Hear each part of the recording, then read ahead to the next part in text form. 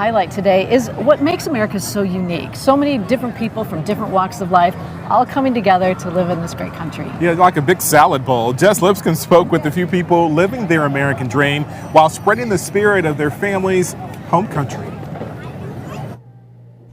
A cook, a musician, or a business owner. The pickle, it has gushers. So many opportunities to pursue so many passions, no matter where you come from.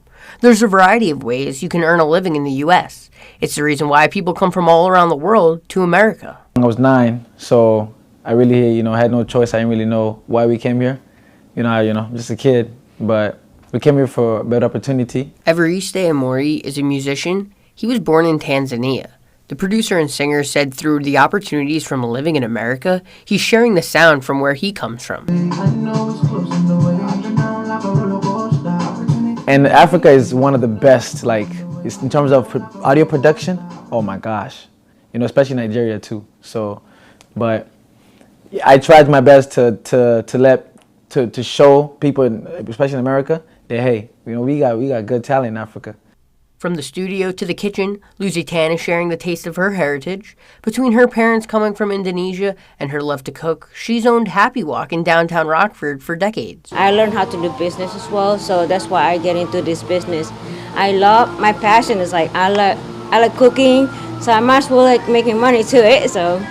Lucy raised her family in DeForest City, where she learned to run a business and thrive as a cook. It's not easy to start a business, but I learned from everybody, who know how to run the business. Rockford is diversity, so it's a lot of people from different backgrounds, so they have their new business and everything. According to the U.S. Census, in 2022, more than 28,000 with Hispanic backgrounds made Rockford their home. Dominguez and El Parque and South Main Mercado are a few events shining a light on the culture. Another way is people like Laura Zapata. She runs her business, Cali Sass, making chamoy. They've seen it on the rim of a drink, and they don't know, oh, that was the name of it. So once I explain to people and I say, oh, you've probably seen it on a margarita or on a beer or fruit, drizzled on a fruit or something. And then they say, oh, yeah. And once they taste it, then it always brings them back to a childhood candy. Laura's parents came from Mexico, and so sharing a specialty from the culture is something Laura really embraces. Being a business owner and vendor at various festivals, she loves meeting so many different people with such a wide range of passions. It comes down to, we're networking together, we're working together, we're doing an event together, and at the end of the day, we're trying to become a bigger, stronger vendor family. Well, with summer right around the corner, parks will soon be filled up. For now, though, they're getting a bit of a makeover. Our Jess Liptzin spoke with one group filling thousands of feet of sidewalk at city parks. Jess, you caught up with them mid-work, is that right? Well, David, they've been hard at work for weeks, already finishing one of the 8 playgrounds they're working on. It's become a passion for the apprentices as they learn the ins and outs of their future career. Young of an age to get this opportunity and work with the people that I'm working with is beautiful, man. Keon Johnson is one of 6 in the program helping build sidewalks throughout the city. He says it's an opportunity he's been blessed with. Him and many others strive for careers in the field, and this partnership with LT Construction and the city of Rockford has made it possible. When I first got out of high school, I always wanted to do construction, but I never got the opportunity to do it. So I seen the thing that he was doing where he was posting that he needed people to come out and do this. So I got tagged in and I was like, yeah, this is the opportunity that I've been waiting for. Waking up early each morning and going to work is something the apprentices embraced. It's led by Albert Tank Weathers. He has done construction his whole life and hopes to pass on his passion to others. He says with this program, he's able to change his community for the better. There's a lot of the black population it's like 1% concrete finishes in the state. So they don't see black concrete finishes in the city, but now our community is actually seeing not only black concrete finishes, but they're seeing young males and females finishing concrete. So it's a big win for everyone, for our community to see that this whole park is getting done, but it's not just the park getting done, it's who's doing it. It doesn't just look like they're working, but having fun doing it. Those I spoke with say the impact Tank has on them is turning this summer program into their lifelong careers. He a real good motivator. He motivates us all, even though he might yell at us, he give us all compliments. He makes sure we all smiling at the end of the day and that we like doing what we do. Go further. We want to take this far, Yeah. I love this job. this is the first time doing it, and I promise it's probably the best job I had so far. That's where I'm staying. I'm not going nowhere else. The project is going through the spring and into the summer with a graduation from the program in late August. Most of those that joined the program in the past have jobs directly because of it in construction today. David? All right, Jess, thanks, and a great day for it there. We've told you about the LT Construction Partnership as it was extended at City Council earlier this year. The 7-man crew will be tasked with creating 40,000 feet of sidewalk around 8 playgrounds in the city. A truly special program for not just the city, but also the apprentices, too. Rockford K-9 Nix's death this week is a sign of the danger all officers face on the job. It's hit the community and the department particularly hard. Jess Liptzin talked with a couple of retired handlers. Jess, they say the K-9 human relationship is unique. It really is, Eric. Coworkers, family, friends, it's all combined into one. They go from hanging out on their days off to saving lives on the job. A handler and K-9 do it all together. There were many people that we would have never found. There are a lot of times I'm sure that the dog protects the handler that the handler is not aware of. Mark Hansel and Todd McCluster talk about the life-saving job of a K-9 officer.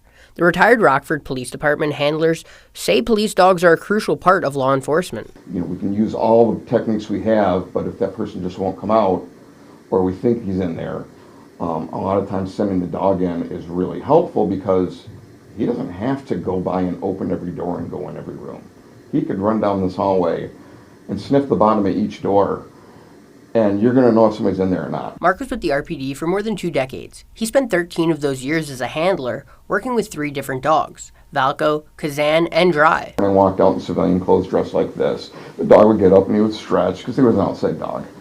He'd stretch and we'd do whatever we were doing.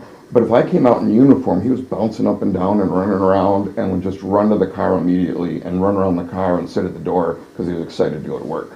Todd was a handler for a K-9 named Bosco. He spent 8 years doing that, then became supervisor of the unit. He spent 25 years with RPD altogether. The work dog is a partner, and you're in the car with the dog for 10 hours a night. So you get to, the dog goes home with you, becomes part of the family. You're at work with them all night long, and you depend on them, and they depend on you. So yeah, it's a unique relationship, and it's something that's really neat. Former handlers say the dog will treat work like a game. They enjoy the job, but it can be a lot. Because it's a hard night for them too. They're in the car, they're standing most of the time as car surfing as you're driving around, and they're hardworking animals. And by the end of the day, they're tired out. RPD held a procession for Nix Tuesday. She was killed in a recent shooting. Groups of the community came out to show their support. Mark and Todd say that goes a long way for the department and Nix's handler. Having the support of the community is fantastic, especially when we're trying to come together when we're grieving or when something very serious happens.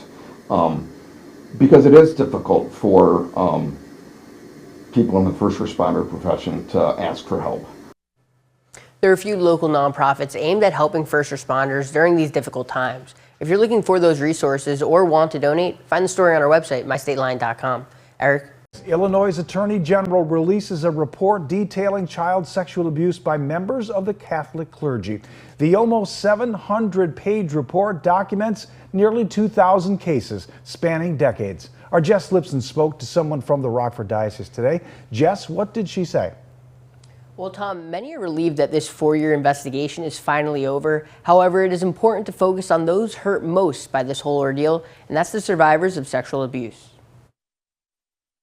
Decades of Catholic leadership decisions and policies have allowed known child sex abusers to hide, often in plain sight. Over a span of 7 decades, more than 1,900 cases of child sexual abuse were found amongst the Catholic Diocese of Illinois.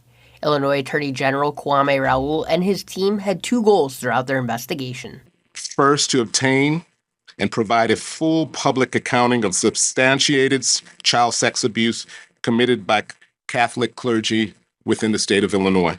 Second, to give survivors an opportunity to be heard, recognizing that some of these survivors have spent decades on their path to healing. Prior to the investigation, the church had disclosed 103 abusers.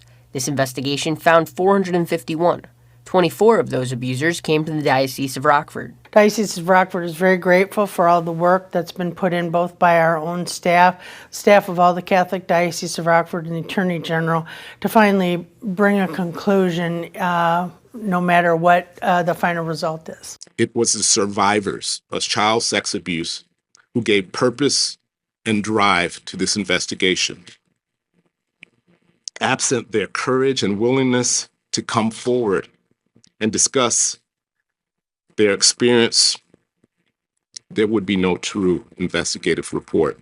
The report also shows the Rockford Diocese had made significant progress in the child abuse crisis, but says policies and procedures still fall short in addressing past abuse. We consider the lives of their children and their families as precious as they do, and we do everything within our administrative power to keep their children safe and loved and precious in the sight of God as they do. If you know of any current child abuse going on, you can report it to the Department of Children and Family Services. Tom? Here at Eyewitness News, we're committed to supporting survivors of sexual and domestic abuse. We have a list of resources that can help anyone who may be struggling. You can find that by going to mystateline.com and clicking on the Stateline Strong tab. Tonight, a friendly competition between two Stateline villages is bringing the communities together. Who can make the longer rock snake, that is? Eyewitness News reporter Jess Liptzin learned about this battle. Jess, talk to me. Wendell, it might have turned into a little bit of a battle. However, it's so much more. Community members getting a chance to show off their passion and their art. I mean, some of these rocks were really cool. Everybody's got paint, everybody's got markers, everybody can do this, everybody's included. Brittany Gang talks about the excitement of the rock snake battle happening in the state line. Brittany was the organizer of Rockton Rocks, where the community members used to paint rocks and hide them around town. Now her, the Roscoe Garden Club, and the rest of the area are making rock snakes. So originally we were going to make one rock snake, and it was the group is a Roscoe gardening group. So we were going to make one rock snake. I went and asked the village hall of Rockton if we could put it there, and they said yes. Well, Roscoe was like, well, wait a minute, we want a rock snake too. So originally there was just going to be two rock snakes, and then it became a competition. Everyone can get involved, like Brittany said. Just find a rock and paint it whatever you like. Brittany says the best part is whenever she sees the snake updated. It's really a great opportunity for people to showcase what they're passionate about too, which I really, really like. And if you check out the rock, which I'm sure you will, you'll see that there's a lot. You can just tell people's personalities by their rocks and what they're really into, and it's fun. Other communities around the country have started the rock snake trend. You can find Rocky the Snake at the Talcott Library. If you want to see Roscoe the Snake, you have to go to the Roscoe Community Center. Friendly competition for, since the beginning of time. So everybody was really excited about the competitive part of it as well. So Wendell, are we painting Eyewitness News rocks and adding them to each of the snakes? Or, now hear me out, do we start our own snake and enter the competition? Oh, look at you. I don't know what to have the discussion about it. Thank you, Jess.